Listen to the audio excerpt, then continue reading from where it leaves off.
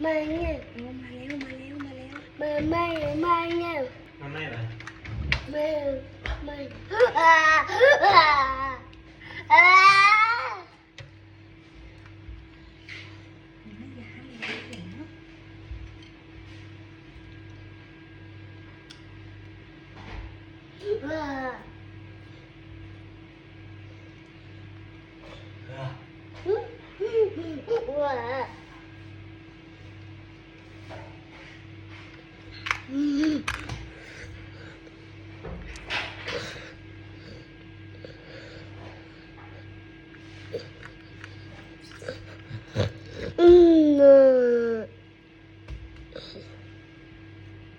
ออกเลย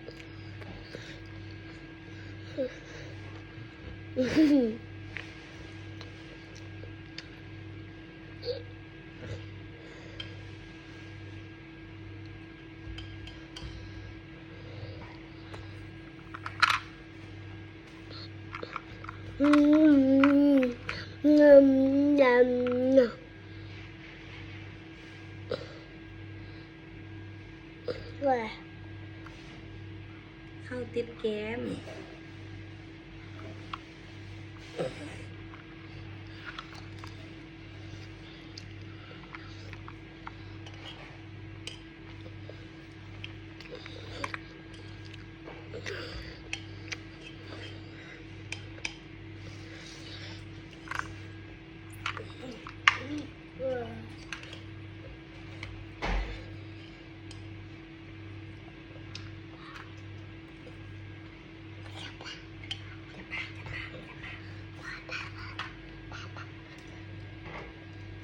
จะปากเนาะ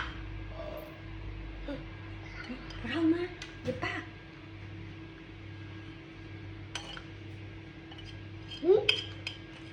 เออ